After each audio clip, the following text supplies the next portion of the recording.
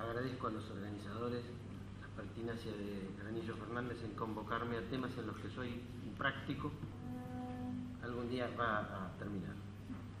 La cuestión constitucional sobre la función del fiscal.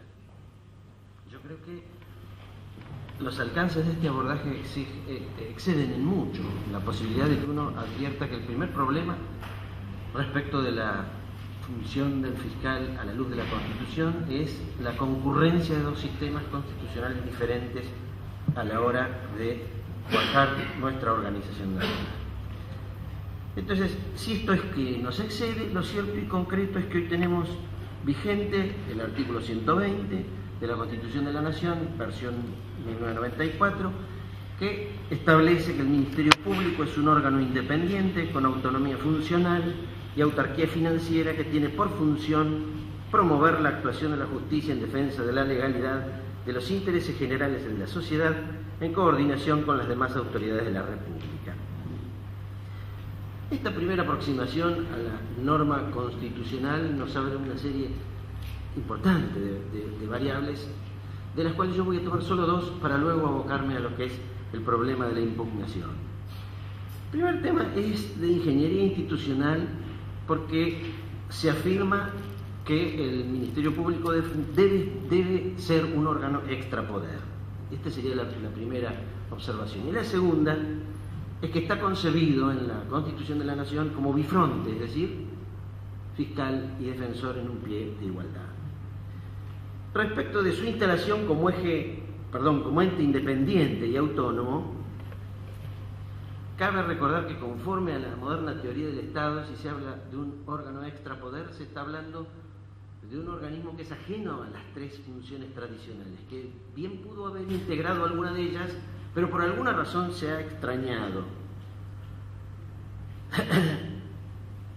En este tópico yo recuerdo un viejo trabajo de Masnata que dice: la tutela de los derechos y libertades públicas frente al órgano acusador solo se puede encontrar debidamente resguardado si se desvincula dicho órgano del poder político y se lo rodea de las garantías necesarias para lograr su independencia e imparcialidad.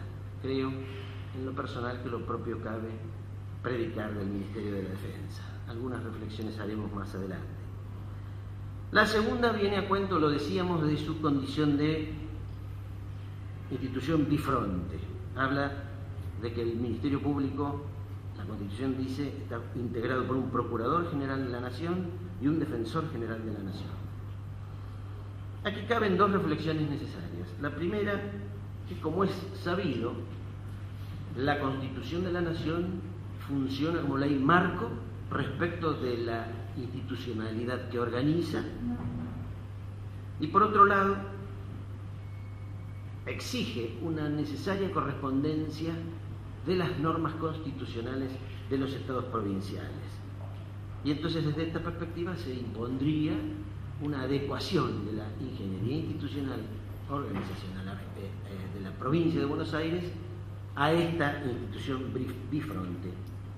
Si nosotros repasamos lo que es la garantía federal y repasamos que específicamente, entre otros extremos, habla del aseguramiento de la administración de la justicia, no quedaría otra solución. Yo estimo que esto es claramente un resabio de un sistema inquisitivo que se bate en retirada, pero que todavía tiene, diríamos, fuertes enclaves o fuertes, diríamos, fundamentos.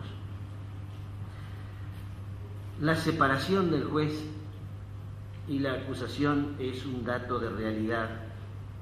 En lo que se refiere a esto, Ferraioli es muy claro: es la garantía de la separación una condición esencial de la imparcialidad del juez respecto de las partes, que es la primera de las garantías orgánicas que definen la figura del juez, y por el otro lado, un presupuesto de la carga de la imputación y de la prueba que pesan sobre la acusación. Debo entonces, adentrándome ya en lo que sería el objeto de estas breves consideraciones, circunscribirme a las que se refieren exclusivamente al Ministerio Público Fiscal.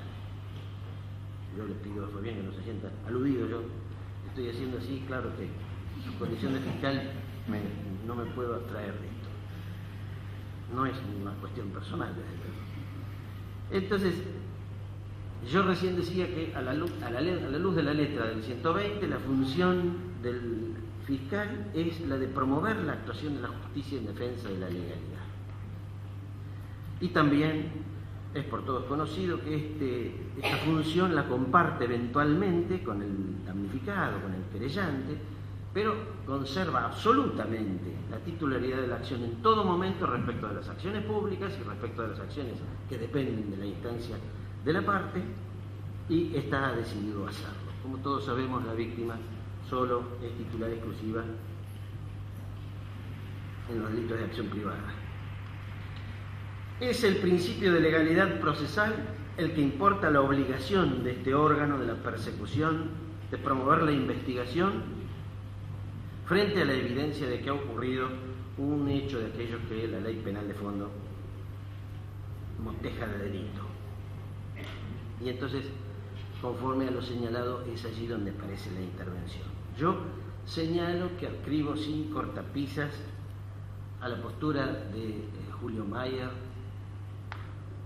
presidente honorario de este Congreso, en cuanto a que al Estado le cabe una única oportunidad para lograr la autorización, la habilitación del poder punitivo que permite someter a una persona en la consecuencia jurídico-penal de la pena penal.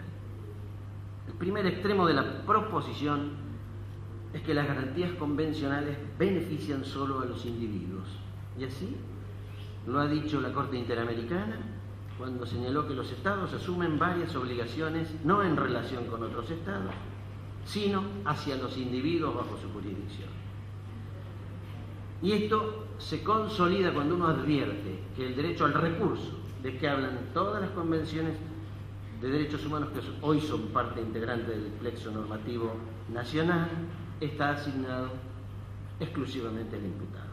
Esto es lo que surge claramente del fallo Arce de la Suprema Corte de la Nación, del que resulta que en tanto el Ministerio Público es un órgano del Estado y no es el sujeto destinatario del beneficio, no se encuentra amparado por la norma con rango constitucional sin que ello opte a que el legislador, si lo considera necesario, le conceda igual derecho. Esto viene impuesto no solo por la incorporación que ha habido en 1994 de las convenciones a la Constitución de la Nación, lo que podríamos entender como un factor normativo relativamente estático, sino a la necesaria sujeción por el país a la competencia tanto de la Comisión cuanto de la Corte Interamericana que se ha dispuesto por el artículo 2 de la Ley 23054 para incorporar el pacto regional, como todos sabemos, al digesto interno. Y esto entonces ya no es un sinónimo de un sistema normativo relativamente estático, sino más bien es absolutamente dinámico. No solo por esta razón, sino porque conforme al artículo 2 de la Convención Americana, los estados que lo han suscrito se comprometen a modificar su derecho interno de conformidad a la necesidad de salvaguarda de los derechos que consagran. Entonces, si nosotros hiciésemos un breve repaso cuáles son estas disposiciones del derecho al recurso, veríamos que es el Pacto de San José, 8º, toda persona inculpada de delito tiene derecho durante el proceso en plena igualdad a las siguientes garantías mínimas. H, derecho a recurrir del fallo ante juez o tribunal superior. Y a su tiempo lo había hecho el Pacto Internacional de los Derechos Civiles y Políticos, que se refiere a toda persona declarada culpable. De estas dos formulaciones, entonces la primera sería la del Pacto Regional, desde que habla de una persona sometida a proceso, entonces es más, diría, amplia que aquella que se ciñe solo a la persona condenada. Y respecto de esto, Mayer es claro en el sentido de que debemos interpretarlas conjuntamente, las dos rigen, las dos dicen básicamente lo mismo. Estas dos disposiciones, para Mayer, son las que están llamadas a cambiar todo lo que es el sistema político de las impugnaciones en materia de derecho penal. Y entonces él plantea la necesidad de revisar estas afirmaciones a la luz de tres ejes. Lo primero que es que el recurso contra la sentencia es una garantía procesal del condenado de que sea revisada esta por un tribunal superior, y al propio tiempo debe abandonarse la idea derivada de lo que es el origen del recurso de casación, un control administrativo de la sujeción de los jueces a la voluntad del emperador cristalizada en los códigos respectivos, porque esta noción de mero control vertical jerárquico del Poder Judicial oscurece la otra necesaria y principal de que el recurso es una garantía. La segunda o el segundo eje de la propuesta es que el recurso no está concebido, reitero, sino para el imputado. Y entonces debe necesariamente olvidarse esta noción de bilateralidad, de que ha de acordarse a ambos por igual. Y esto significa que solo la condena penal dictada por un tribunal de juicio es recurrible, o solo lo es por el condenado. La absolución, en cambio, salvo el caso de la aplicación de una medida de seguridad y corrección, y la condena no recurrida a favor del imputado, quedan firmes por ser por su solo pronunciamiento, y cualquier persecución posterior en estos supuestos constituye violación al ne bis in idem. Y por último, algo que yo creo que la jurisprudencia ha, diríamos, recibido, que es esta propuesta de que el recurso contra el fallo no puede tener limitaciones de ninguna índole para el condenado, por ejemplo, en función de la levedad de la pena, y que debe ampliar la revisión a todos sus aspectos. Esto yo creo que ha quedado cristalizado con Herrera, Ulloa y con Casale en los ámbitos regional y nacional. Pero esto que yo digo no es profesión de fe desprovista de razonamiento y razonabilidad.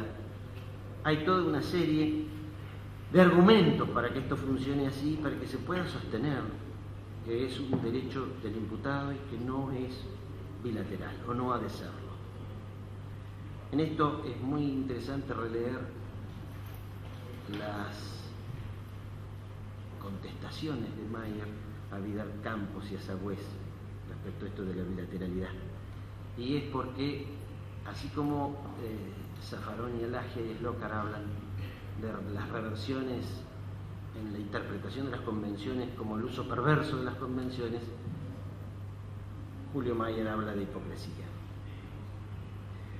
Entonces, la Corte Suprema ha reconocido las limitaciones de la legitimación del fiscal, aun cuando se trate del acusador particular. Y esto es importante porque en ocasiones se suele escuchar, a propósito de alguna campaña como las que mencionaba Víctor Vélez recién, esto de la ampliación de las facultades a otros sujetos del proceso. Y entonces, a propósito de ideologías, vienen soterradamente situaciones que derivan exclusivamente en la ampliación del espacio del poder punitivo. Bueno, a la luz de las disposiciones convencionales que comento, el límite de resistencia semántico es el que impone simplemente que las garantías están para las personas sometidas a proceso, y en la versión más estricta a la que aludíamos, para el condenado. Y entonces nosotros podemos afirmar que el modelo de Estado de Derecho constitucional, democrático y constitucional reclama el privilegio del derecho de defensa como una regla áurea del debido proceso, y exige, para poder descargar el poder punitivo, para poder descargar la pena habilitada por un juicio justo, que el fallo sea a lo menos el resultado de un análisis pormenorizado de los elementos que han ocurrido para esa condena. Y esto es lo que denominamos doble conforme. Y entonces es cuando Mayer sostiene que estas convenciones establecen la necesidad de reglamentar el recurso para el acusado frente a la sentencia de condena, que lo transforma en una garantía procesal reitero, no en un derivado de la organización judicial.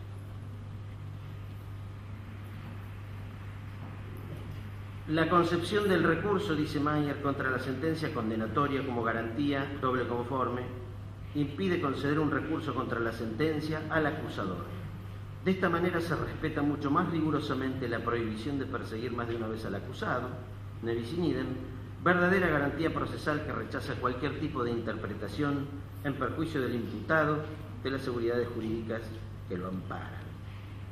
La define como la facultad del condenado de poner en marcha por su propia voluntad una instancia de revisión, el procedimiento para determinar la doble conformidad, en virtud de que si es que en dos oportunidades se llega a la misma conclusión, la posibilidad de que esto haya sido fruto del juicio justo es ciertamente importante. Lo contrario, priva de efectos a la primera sentencia.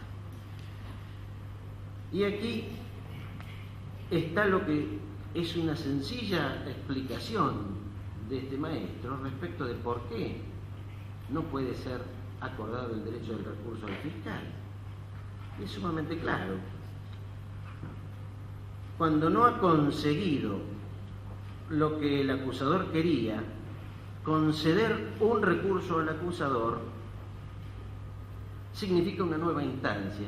En caso de darle el sentido inverso, es decir, a transformar una condena en condena, una absolución, daría lugar a lo que sería una sentencia de primera instancia, es decir, la primera condena que debe afrontar el procesado. Y frente a esta condena no cabe duda que surge el derecho al recurso, a raíz de lo cual plantea Mayer esto de que siempre habría la posibilidad de una tercera instancia ante un tribunal más superior en sus propios términos, el eterno retorno, o sea, el regreso al infinitum. Y entonces esto desmiente la bilateralidad, desmiente que se trate de garantías en espejo, desmiente la legitimidad del recurso de la parte acusadora. Yo, invocando simplemente la razonabilidad republicana, digo que si el derecho al recurso es una garantía del procesado, es otra reversión argumental de estas que denominamos uso perverso de las convenciones o hipocresía, entender que alguna razón de las señaladas, superior a las señaladas, se pueda argumentar en el marco del debido proceso para revisar un fallo en contra de los intereses del recurrente. Yo ya estoy terminando y entonces señalo hasta acá el discurso. Toda construcción teórica que permita ser un sistema de comprensión debe consultar la realidad y entonces aparece en escena lo que la criminología ha denunciado como la operatividad real del sistema. Recién Víctor hablaba de cifra blanca y cifra negra. Y esto lo digo porque el proceso concreto de criminalización secundaria, que todos sabemos que depende sustancialmente de agencias ejecutivas, es inmediatamente consultado, es inmediatamente reclamado de legitimación por parte del fiscal, y es en este momento del desarrollo de la investigación donde ha de hacerse presente el discurso jurídico, un sistema de comprensión de base garantística que acote y controle el poder punitivo que administran ambas agencias. Esto lo digo porque recién insinuaba el discurso en ocasiones deleterio y disolvente de la mano dura y del panpenalismo, se disfraza a veces de búsqueda de mayores facultades para la investigación. Y esto es hablar de mayores facultades para la agencia ejecutiva de la policía, que se legitima, reitero, o pretende legitimarse casi inmediatamente referenciándose en una agencia judicial como es el fiscal. Y esto en un derecho de fondo que hoy admite que existe uno que es el del enemigo, ¿verdad? Y que duda de la condición de personas de algunos ciudadanos y a ellos les destina entonces un tratamiento absolutamente ajeno a toda garantía, debe llamarnos la atención. No estamos distantes de estas situaciones. En un muy reciente fallo de la Corte Suprema de la Nación, que hace lugar a un remedio federal de un procesado del Río Negro, el recurso de hecho Sandoval, el voto de la mayoría, Zaffaroni va por su voto y yo quiero hacer simplemente dos referencias a este, que en definitiva la anulación del fallo absolutorio a raíz del recurso de casación de la querella obedeció fundamentalmente a una actividad jurisdiccional que, distanciándose de los postulados propios de un modelo acusatorio como el regido por nuestra Constitución Nacional, obligó a un tribunal a disponer prueba de oficio que en el caso asumió una tendencia incriminante, al punto que modificó sustancialmente el resultado del proceso, trocando absolución por condena con la necesaria confusión de roles entre acusador y juez, hasta superar el propio límite que impone el favor rey al avance del poder punitivo, en tanto opción de tutela de la inmunidad de los inocentes, incluso al precio de la impunidad de algún culpable. Y más adelante, que el temperamento contrario ha afectado la garantía de defensa en juicio del imputado al someterlo a un segundo riesgo de condena por los mismos hechos, en la medida en que el nuevo proceso resultó de la vulneración de los principios de igualdad y de la división de poderes que caracterizan a la etapa acusatoria del sistema mixto de enjuiciamiento criminal adoptado por la legislación provincial, reitero, Río Negro, con mengua del estado de inocencia. Esto es el 31 de agosto pasado. Como puede advertirse aquí en el fallo de la Corte, hay una clara aplicación a la prohibición de doble juzgamiento que debió zanjar porque se planteó concretamente y se realizó el segundo riesgo de condena que debió afrontar este procesado. En lo personal, creo, con lo dicho yo, termino, el juicio justo y el Ministerio Público Fiscal del Estado constitucional y de derecho debe agotarse en una única oportunidad. Si esto se comprendiera, redundaría naturalmente en una progresiva búsqueda de la excelencia en la función. Víctor recién decía, ausencia de sistemas adecuados de investigación como uno de los datos que caracterizan los primeros momentos de la investigación, ¿verdad? Y entonces está el Ministerio Público Fiscal desde esa perspectiva y a sabiendas de que se trata de la bala de plata. No me gusta esto de la bala de plata, pero es una figura bastante clara. Afinará toda su estrategia para conseguir en esa única oportunidad que enfrenta, con acabado cumplimiento de todas y cada una de las garantías procesales de que disfrutamos los ciudadanos, un juicio justo.